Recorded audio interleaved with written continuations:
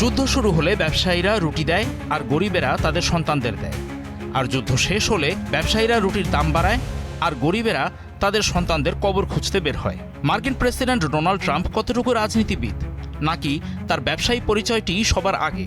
আসলে কি তিনি শুধুমাত্র মার্কিন ব্যবসায়ী শ্রেণীরই প্রতিনিধি?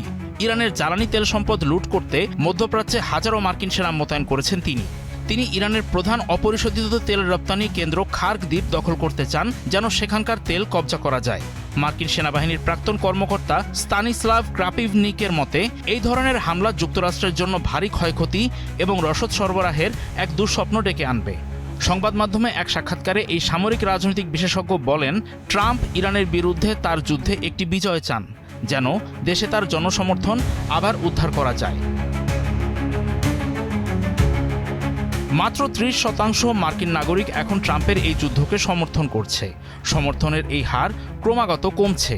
তবু এরই মধ্যে হাজার হাজার মার্কিন প্যারাট্রুপার, মেরিন এবং স্পেশাল ফোর্সের জওয়ানদের মধ্যপ্রাচ্যে মোতায়েন করা হয়েছে বলে জানা গেছে। ক্রাপিভনিকের সন্দেহ, ট্রাম্পের জেনারেলরা যুদ্ধে সম্ভাব্য হতাহতের সংখ্যা নিয়ে তাকে সত্য বলবেন কিনা।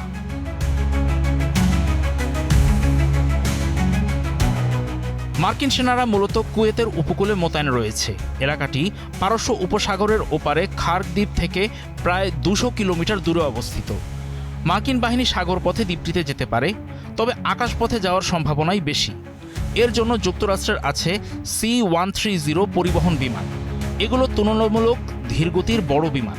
হেলিকপ্টার এবং V-22 অস্প্রেও ব্যবহার করা হতে পারে। অস্প্রে বিমানটি একবারে মাত্র 22 জন সৈন্য বহন করতে পারে। আকাশযানটি খুবই বিপজ্জনক বাহন হিসেবে পরিচিত। এসব আকাশযানে করে খার্ক দ্বীপ দখল করতে গেলে পৌঁছানোর পথেই মার্কিন সেনারা হতাহতের শিকার হবে এবং বিমানগুলো হারাবে। ক্রাপিভনিক জোর দিয়ে বলেন, ইরানিরা দ্বীপটি রক্ষা করার জন্য 8 ঘাট বেঁধে অপেক্ষা করছে। আকাশপথে আসা যে কোনো বিমান ইরানি আকাশ প্রতিরক্ষা ক্ষেপণাস্ত্রের সহজ লক্ষ্যে পরিণত হবে। মার্কিন সেনারা কোনোভাবে দ্বীপটিতে নামতে পারলেও তাদেরকে পুরো খার্ক দ্বীপ জুড়ে যুদ্ধ করতে হবে। সেখানকার উত্তর দিকের শিল্প ও আবাসিক ভবনগুলো দখল করতে হবে। ওই অভিযানেও প্রচুর হতাহতের ঘটনা ঘটবে। ইরানের মূল ভূখণ্ড থেকে মাত্র 36.5 কিলোমিটার দূরে খার্ক দ্বীপ। ফলে ইরানি ক্ষেপণাস্ত্র, শাহেদ টাইপ ড্রোন এবং ফার্স্ট পারসন ভিউ ড্রোনের আক্রমণে ধসে পড়বে মার্কিন বাহিনী।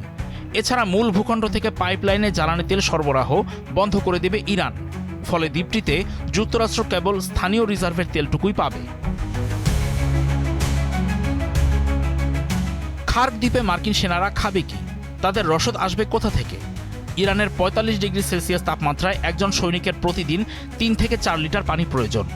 2000 সৈন্য সেখানে গেলে প্রতিদিন তাদের লাগবে 8000 লিটার পানি। তাছাড়া যুদ্ধে হতাহত সেনাদের চিকিৎসা হবে কোথায়? কোন পথে আহত সেনাদের পারস্য উপসাগর পার করে দ্বীপটি থেকে সরিয়ে আনবে যুক্তরাষ্ট্র? এসব প্রশ্নের উত্তর খুঁজতে গেলে দেখা যাচ্ছে দ্বীপটিতে মার্কিনীদের কপালে ভয়ঙ্কর পরিস্থিতি অপেক্ষা করছে।